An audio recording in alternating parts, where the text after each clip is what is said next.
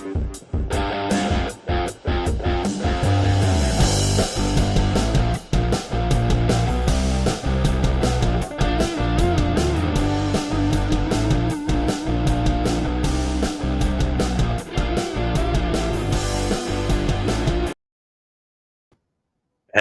guys, what is happening? Welcome to this video. I was just listening to that music there and oh man, it's so cheesy, isn't it? It's like cheesy rock, but we make do with what we've got. First of all, guys, I just want to say thank you so much. You've already 11 likes on this video before we've even started. That's got to be a new record for this channel. And all you guys hitting that like button more and more is really actually helping, as you can probably all see with the videos. More people are seeing these videos, it's working. So our voice and what we're saying is being heard more and more. And I saw what Free Green put in there about New Zealand being a precursor for Canada, and I totally agree. So without further ado, we're going to get into this. So if you haven't heard, or you had your head maybe in the sand a little bit, New Zealand raised their interest rates. So they've raised it 50 basis points to 2% from 1.5%, sorry. So we got this article here from Reuters that we're just going to quickly whiz through because there's some interesting information, I think, coming from the central bank that people would want to hear because let's face it, they are a precursor for what's going on in Canada. New Zealand's central bank delivered its fifth straight interest rate hike on Wednesday and signaled a much more aggressive tightening path as authorities seek to reduce the second round effects of runaway inflation. First of all, let's just talk about New Zealand's housing market because it's significantly down. Like lending has collapsed, businesses are starting to bite the dust and go bankrupt like we talked about because they're ahead of us in this cycle. We're at 1%, they're at 2%. They've got massive private debt problems. They've got massive household debt problems as well.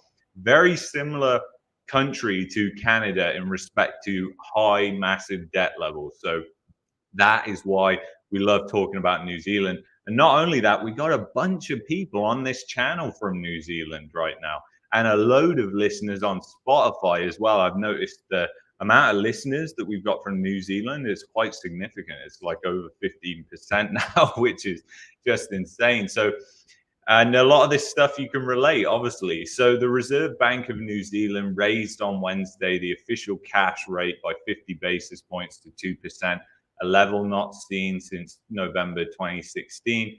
Crucially, a hawkish RBNZ now projects the cash rate will double to 4% over the next year and remain there until 2024. Wow, that is a massive, massive statement. And judging by the reaction, well, it's going to be interesting to see what happens because obviously I'm pretty sure that they're the same as Canada and this takes effect the following day, which I think would be right now. So I'll check the bonds, but I didn't see any move in the bonds.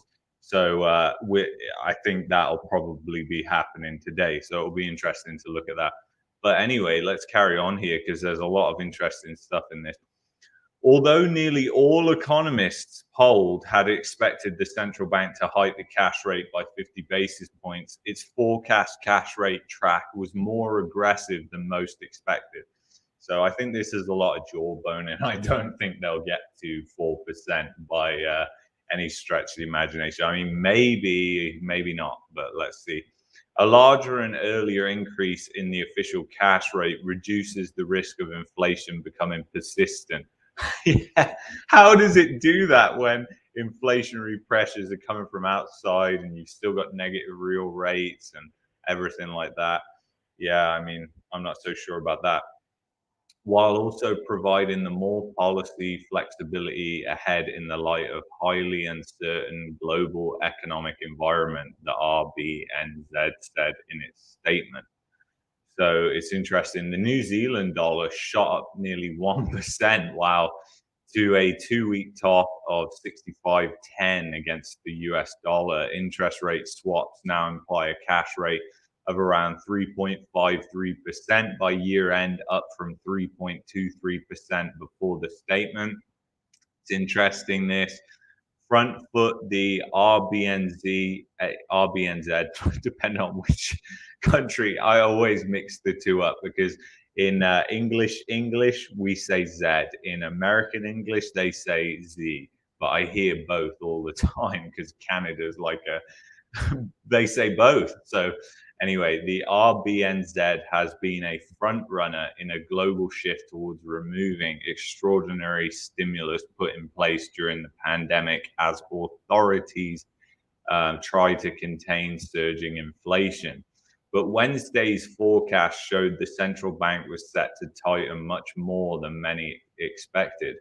We have been forecasting a more aggressive hiking cycle than the RBNZ throughout this year, said Ben Udy, Australia and New Zealand economist in Capital Economics. But the bank's hawkish tone and more aggressive rate hike forecast suggest that our forecasts are now too dovish. Oh, that's interesting. Capital Economics now expects 50 basis point hikes at each of the RBNZ's next two meetings, followed by two 25 basis point hikes, which would bring rates to 3.5% by year end. That makes me more. If they actually got there, then I think Canada would be sitting at least at 2.5%, like we are a percentage point behind. If they get to that 3%. And I really think a lot of central banks, they all go to these meetings. I forget the name of the place. It's somewhere in Idaho, but they all go to these meetings. They all talk with each other on the phone. So, you can just increase the probability of the Bank of Canada doing another 50 basis point rate hike by a similar economy like New Zealand doing a 50 basis point hike. So, it's almost like looking into a crystal ball. It doesn't mean the probabilities are 100%, but I mean, they are like 80, 90% for that 50 basis point hike June 1st. RBNZ Governor Adrian Orr said neutral monetary policy was around 2 to 3% and that there was a lot more work ahead of the central bank. Wow, I think that's just jawboning though. The central bank sees inflation peaking at 7% in the June quarter 2022, well above its 1 to 3% target, underlining the urgency to temper price setting behavior. A broad range of indicators highlight that productive capacity constraints and ongoing inflation pressures remain prevalent, the central bank said. It added that headwinds are strong and heightened global economic uncertainty and inflation are dampening global and domestic consumer confidence. And we'll get onto that in a second because I got it up here on a chart. You can see how low it really is. The rate rise comes as the RBNZ tries to navigate competing economic challenges, including a tight labor market, inflation at 3-decade highs, and significant risks to economic growth. And here you go. This is what, listen here, because this is what everybody came here to probably hear. But house prices are now falling, with the central bank expecting them to be down 15% by year end. So that's an incredibly important statement, I believe, because you think about it, guys. You have to remember that if they are saying that house prices are they're expecting house prices to be falling, then the same thing is going to be happening with the Bank of Canada. So the fact that some people who are asleep at the wheel are thinking that the Bank of Canada is going to come in and rescue the housing market because the whole housing market now depends on the economy, I don't think it's going to happen because I don't even think they realize to the degree that Canada depends on the housing market. And not only that, they don't even know how much fraud is going on in the housing market. So whilst they're pushing it to the extreme and the pipes are bursting in the economy, they just don't realize it until they go downstairs and realize the basement is flooded or it's on fire. That was just a terrible way of putting it. But anyway, business and consumer confidence has also dipped as the Ukraine war poses risks to global growth.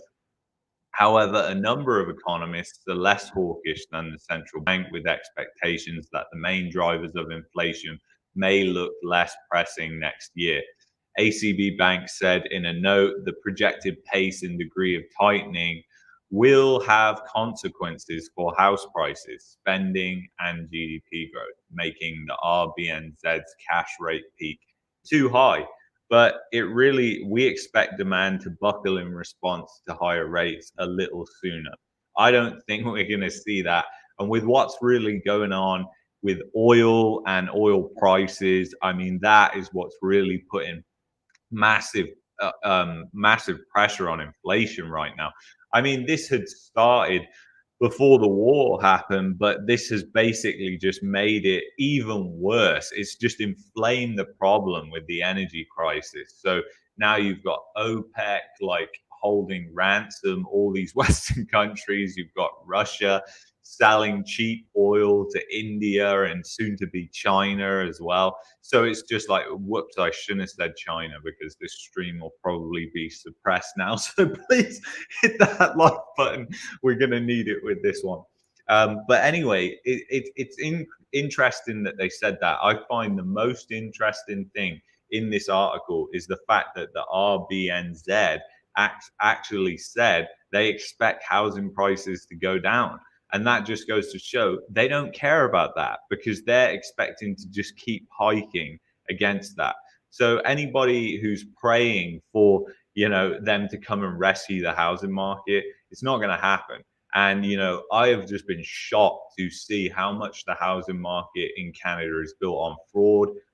And you're going to see as well, I've got plenty of videos that are coming out using real examples of fraud.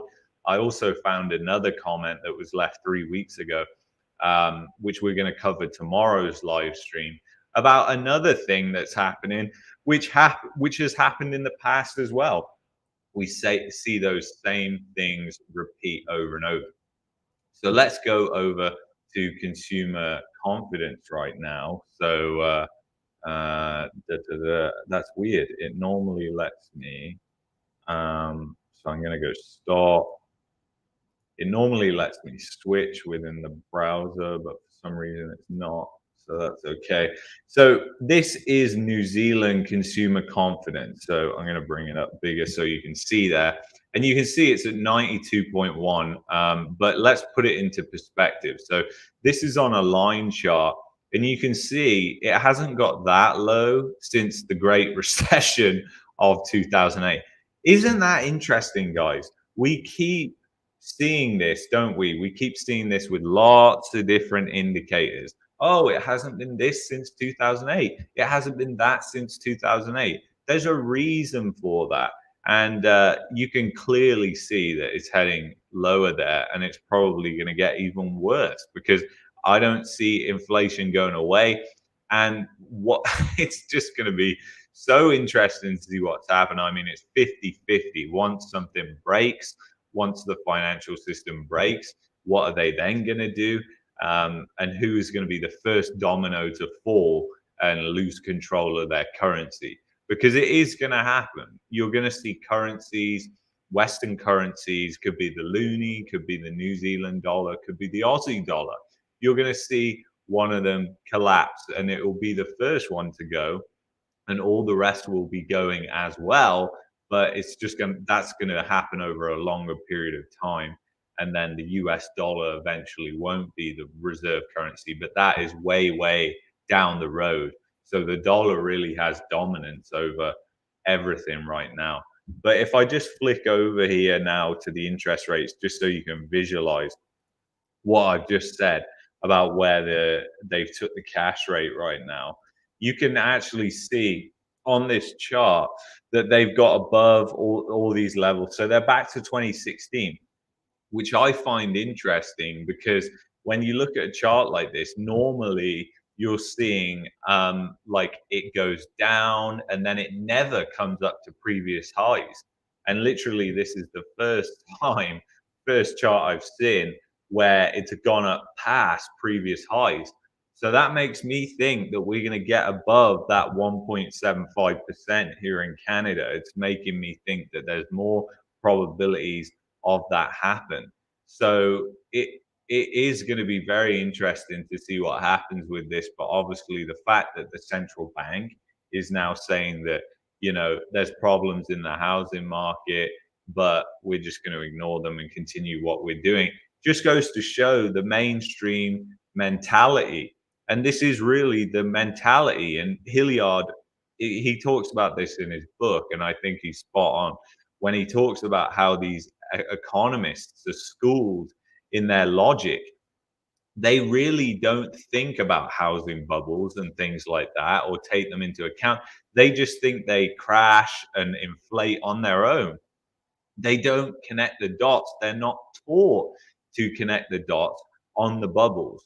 So the fact is they inflate the bubbles and then they also pop them. And it was the same in 2008, right? You had the massive, rampant, greedy housing bubble that formed in the US going into 2008, and then as a result, it got popped, but it got popped by higher interest rates that were going up.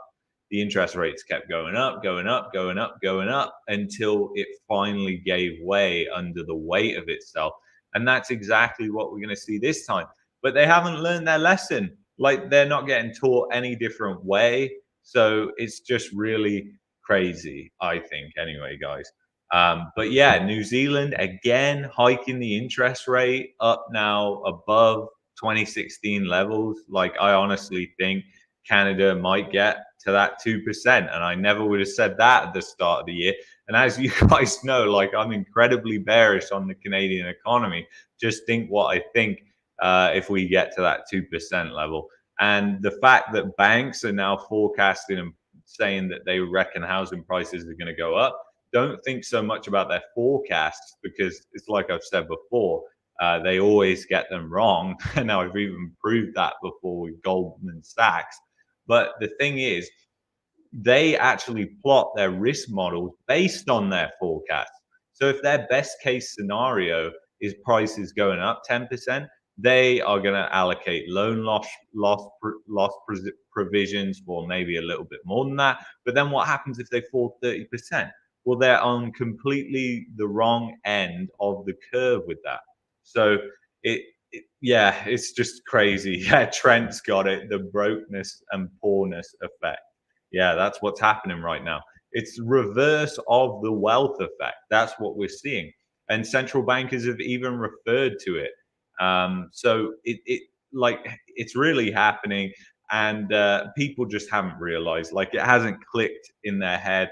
And when it does click in people's heads that the central bank isn't running to their rescue, that rates are possibly going to go higher. I mean, who knows? Like, I really can't make that forecast anymore. Like, I don't know long term, like after December.